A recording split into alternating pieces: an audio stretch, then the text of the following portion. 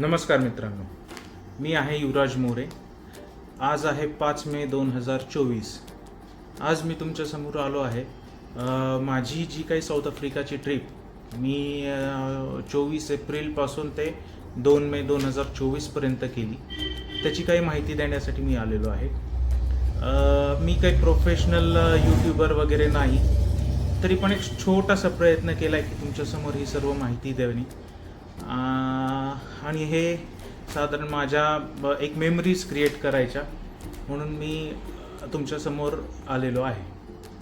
तर साऊथ आफ्रिकामध्ये जाताना काय करायचं, कुठे राहायचं, कसं जायचं, साधारण किती खर्च येतो, ह्याची माहिती मी तुम्हाला देईन. जर तुम्ही टूर थ्रू जाणार आहे तर ह्याची तुम्हाला काळजी करायची काही गरज नाही. म्हणजे जसं की विना आहे, विना वर्ल्ड किंवा बाकीचे जे काही टूर्स आहेत त्याच्या थ्रू जर गेलात तर ह्याची काळजी तुम्हाला करायची गरज नाही. पण ज्यावेळेस तुम्ही स्वतः जाता सगळ्या गोष्टी तुम्हाला स्वतः करायला लागतात. पर हॉटेल बुकिंगपासून ते तुमचं कार वगैरे बुक करणं, कुठं जायचं, कसं जायचं. आणि साऊथ आफ्रिकेच्या बाबतीत जर बोलायचं झालं तर काय करायचं पेक्षा काय नाही करायचं हा तिथे खूप महत्त्वाचा विषय. याच्याबद्दल मी तुम्हाला थोडं हळू व्हिडिओमध्ये सांगेनच पुढच्या वेळेस काय काय करायचं नाही.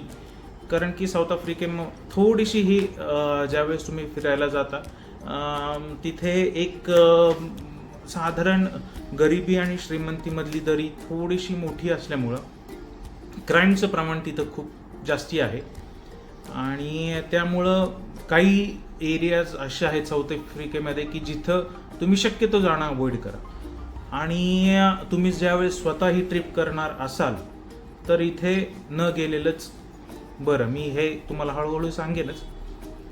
पण जर सुरुवात करायची झाली माहिती द्यायची तर सगळ्यात महत्त्वाचं येतं पहिला म्हणजे विजा. साऊथ आफ्रिकेच्या विजाच्या बाबतीत जर बोलायचं झालं तर थोडासा विषय साऊथ आफ्रिका विजाचा वेगळा आहे.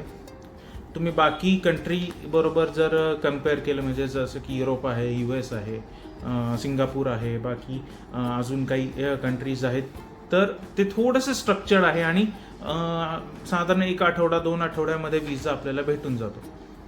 पण साऊथ आफ्रिकेचं जर बोलायला गेलं तर एक ऑफिशियल वेबसाईटनुसार 7 दिवसात त्यांचा विजा मिळतो असं सांगितलं. पण 7 दिवसात विजा आलेला अजून मी असं काही बघितलं नाही. त्याला थोडासा वेळ लागतो. आणि मी असे बरेच जण बघितलेत की विजा न आल्यामुळं त्यांच्या ट्रिपची डेट सुद्धा निघून गेली तरी त्यांचा विजा आणि पासपोर्ट त्यांच्यापर्यंत पोहोचला नाही. त्यामुळं त्यांना ट्रिप कॅन्सल करायला लागली आणि त्यामुळं जो काही झालेला खर्च आहे तो वाया गेला.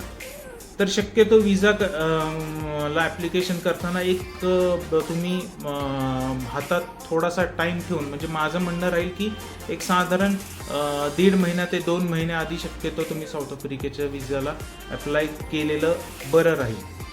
शक्यतो विजा हा रिजेक्ट होत नाही कोणाचा, फक्त टाईम जास्ती लागतो हाच त्याच्यातला थोडासा विषय आहे. काही जणांचं लवकरही येतो, असं नाही की सगळ्यांनाच. आता आम्हाला तर 1 महिना लागला ऑलमोस्ट विजा यायला. आम्ही काहीतरी 12 तारखेला मार्च 12ला आम्ही अप्लाय केला आणि साधारण एप्रिलच्या 10 तारखेपर्यंत आमचा विजा आला. म्हणजे या साधारण 1 महिना आम्हाला विजाला लागला. तर विजाचं ॲप्लिकेशन कसं करायचं तर आपलं हडपसर रोडला VFSचं ऑफिस आहे. म्हणजे जे शक्यतो फ्रिक्वेंट ट्रॅव्हलर आहेत त्यांना VFSचं ऑफिस आणि VFSची प्रोसेस ही माहितीच असेल. पण तरी मी सांगतो, एक हडपसर रोड जो आहे तिथं VFSचं ऑफिस आहे. तर तिथे आपल्याला हे सर्व डॉक्युमेंट आपल्याला सबमिट करायला लागतं. तुम्ही बाकी एजंटकडनं सुद्धा हे करू शकता. पण VFS ही खूप मोठी फक्त विजा ॲप्लिकेशन प्रोसेस करणारीच कंपनी आहे आणि त्यांचं थोडंसं बाकी बाबतीत त्यांची प्रोसेस म्हणा किंवा ते हे सगळं चांगलं असल्यामुळे तुम्ही शक्यतो VFS मधनंच करा. आणि बाकी एजंटपेक्षा VFSचे चार्जेस कमी आहेत. त्यामुळं VFS थ्रू तुम्ही विजाचं ॲप्लिकेशन केलेलं केव्हाही बरं राहील. दुसरं ह्याच्यात ई विजा पण आहे, पण शक्यतो ई विजा करायच्या भानगडीत न पडता VFS थ्रू गेलेलं हे सर्व म्हणजे तुम्हाला चांगलं राहील. तर सगळ्यात महत्त्वाचं VFSच्या साईटवरती जाऊन त्यात पहिले जो काही फॉर्म आहे तो फॉर्म तुम्ही डाउनलोड करा. तो फॉर्म नीट वाचून ब्लॅक इंकनेच तो फॉर्म कॅपिटल लेटरमध्ये भरायचा असतो. तो पूर्ण फॉर्म भरून घ्या. तर भरणं काही एवढं अवघड नाही आहे. तो फॉर्म नॉर्मल त्याच्यात गोष्टी आहेत त्या तुम्हाला मेन्शन करायला लागतील आणि तो फॉर्म भरायचा. डॉक्युमेंट जे मेन आहेत, जे महत्त्वाचे डॉक्युमेंट आहेत त्याच्या बाबतीत बोलायचं झालं तर एक 3 महिन्याचे बँक स्टेटमेंट आणि एक मिनिमम बॅलन्सचा त्यांचा क्रायटेरिया आहे. तो मेंटेन असले ज्यात आहे मेंटेन तो तुमच्या प्रत्येकाचे जेवढे जण जाणार आहेत. आता आमच्या बाबतीत मी माझी वाईफ प्रिया, 2 मुलं राज आणि गाथा. गाथा इन्फंट आहे, 1 वर्षाची आहे, राज 5 वर्षाचा आहे आणि माझ्या आई वडील, असं आम्ही 6 जण साऊथ आफ्रिकेला गेलो होतो. त्यामुळं माझे डॉक्युमेंटमध्ये इन्फंटपासून ते पूर्ण 60 वर्षाचे म्हणजे माझे वडील आणि आई दोघंही 60 वर्षाचे पुढे आहेत. त्यामुळे या सर्वांचे डॉक्युमेंट गोळा करून ते सबमिट करणं हा माझ्यासमोर खूप मोठा टास्क होता. तो मी तसे डॉक्युमेंट्स ते सबमिट केले. तर ह्यात सगळ्यात महत्त्वाचं तुमचे बँक स्टेटमेंट. प्रत्येकाचे 3-3 महिन्याचे बँक स्टेटमेंट लागतील अडल्टचे, म्हणजे ह्याच्यात मुलांचे गाथाचे आणि राज या दोघांची काही बँक स्टेटमेंट द्यायची काही गरज पडली नाही. तर एक तो मिनिमम बॅलन्स असलेले बँक स्टेटमेंट त्यांना सबमिट करणं. फॉर्म फुल्ली फिल केलेला फॉर्म हा भरायचा आणि फोटो, त्यांचा एक स्पेसिफिक फोटोचा क्रायटेरिया आहे. तो आता क्रायटेरिया असा का आहे किंवा बाकी कंट्रीमध्ये म्हणजे खूप थोडासा किचकट आहे. त्यामुळं शक्यतो विजा चे जे फोटो काढतात स्टुडिओ अशाच लोकांकडे जाऊन शक्यतो तुम्ही फोटो काढून घ्या. कारण काय होतं, ज्यावेळेस VFSच्या ऑफिसला जातो आणि तिथं ते म्हटले की हा फोटो चालणार नाही. आता या केसमध्ये कसं झालं की व्हाईट शर्ट घालून परत व्हाईट बॅकग्राऊंड असेल तर तो फोटो चालत नाही. प्रियाच्या बाबतीत झालं की ती असे केस सोडलेले होते आणि त्यामुळं ते म्हटले आम्हाला तो स्कॅन करता येत नाही म्हणून तो फोटो चालत नाही. हे असे बरेच वेगवेगळे रिझन्स आहेत त्याच्यात. त्यामुळे शक्यतो ज्यांना विजाच्या फोटोबद्दल माहिती आहे त्यांच्याचकडनं फोटो काढून घ्या. कारण ज्यावेळेस तुम्ही VFSला जाता आणि तिथं परत तुम्हाला फोटो काढायचा जर झाला तर 4 फोटोसाठी 450 म्हणजे पर फोटो साधारण 100 रुपयाचा खर्च परत ॲडिशनल तिथं येतो. त्यामुळे इथनंच काढून जाताना नीट फोटो काढून घेऊन जावा. तो झाला फोटोचा विषय. पुढं तुम्ही तिथे राहणार म्हणजे तुमचे सगळ्या हॉटेल्सचे बुकिंग आणि फ्लाईट रिटर्न तिकीट या गोष्टी तुम्हाला महत्त्वाच्या आहेत. त्यासुद्धा आधीच जर तुम्ही स्वतः सगळी ही ट्रिप प्लॅन करणार असाल तर हॉटेलचे बुकिंग आणि फ्लाईटचे बुकिंग हे मी तुम्हाला थोडंसं सांगेन पुढं की हॉटेल आणि फ्लाईटचे कसे करायचे, म्हणजे मी कसं केलं. तो ऑफकोर्स तुम्ही तुमच्या पद्धतीने ह्याच्यात काय थोडे फार चेंजेस करू शकतो. पण मी एक थोडासा मला ते एक्सपिरियन्स त्यातला झालेला असल्यामुळे मी थोडंसं माझ्या साईडने तुम्हाला सांगू शकेन की बाबा ह्या गोष्टी मी बुकिंग करताना केलेल्या आहेत आणि काय काळजी घ्यायची, म्हणजे कुठं शक्यतो तुमचं हॉटेलचं बुकिंग कुठं करू नये, कुठला एरिया निवडू नये, कुठल्या एरियात तुम्ही हॉटेलचं बुकिंग करावं, हे थोडंसं मी तुम्हाला या हळूहळू थोडंसं जसा व्हिडिओ पुढे जाईल तसं मी सांगेन. दुसरी, जर तुम्ही बिझनेस करत असाल तर ते लेटर हेडवरती बिझनेसच्या लेटर हेडवरती तुम्हाला तिथे लिहून द्यायला लागतं की डिक्लरेशन की तुम्ही काय म्हणजे कव्हरिंग लेटर जे आहे ते तुमच्या बिझनेसच्या लेटर हेडवरती तिथे बनवून आम्हाला द्यायला लागलेलं. म्हणजे मला आणि प्रियाला आम्ही तसं बनवून दिलं. माझे वडील रिटायर्ड असल्यामुळे त्यांना ते पेन्शनचं सर्टिफिकेट वगैरे जे काय आहे त्या गोष्टी त्यांनी तिथं लावायला सांगितल्या आम्हाला. आणि गाथा आणि राजच्या बाबतीत राजचं स्कूलचं बोनाफाईड सर्टिफिकेट हा ॲडिशनल डॉक्युमेंट जो आहे तो तिथे सबमिट करायला आम्हाला लागला. आणि गाथाचं तुमचं बर्थ सर्टिफिकेट, ती 1 वर्षाचीच असल्यामुळे तिचं बर्थ सर्टिफिकेट सफिशियंट होतं तिचं सबमिट करणं.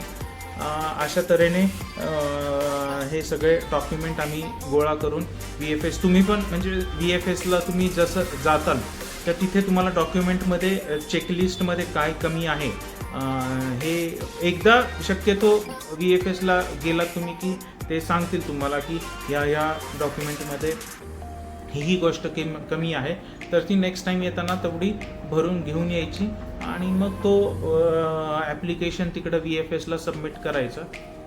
साधारण तिथनं पुढं सांगताना ते 15 दिवस वगैरे सांगतात की 15 दिवसात होऊन जातं म्हणून, पण आम्हाला थोडासा 1 महिना डिले झाला. आमच्या ज्यावेळेस ॲप्लिकेशन सबमिट केलं आणि विजा ज्यावेळेस भेटला त्याच्यात काही थोड्याफार सुट्ट्या होत्या, त्यामुळं मे बी तुम्ही तो तेवढा कन्सिडर करू शकता.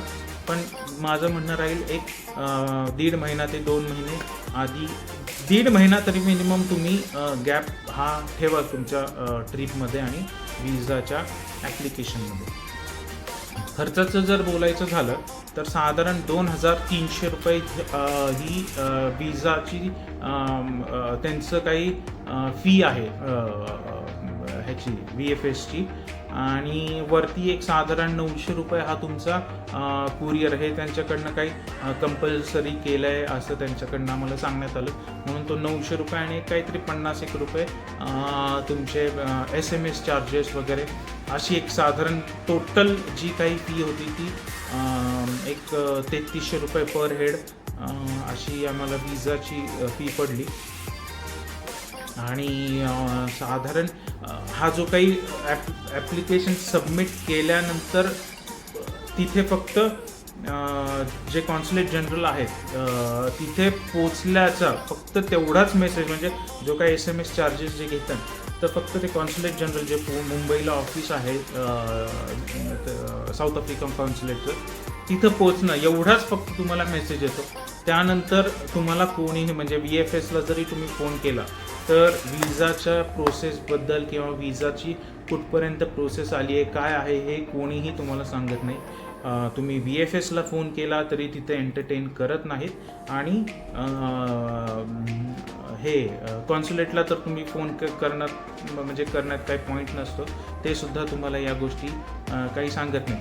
तुम्ही ह्याच्यात विजा रिजेक्ट होत नाही हे मी तुम्हाला परत एकदा सांगतो, फक्त टाईम लागतो, तर त्यामुळं तेवढा टाईम तुम्ही फक्त हातात ठेवा आणि प्रोसेस करा. आणि शक्यतो म्हणजे फोन करायला लागू नये असंच तुम्ही हे ठेवा.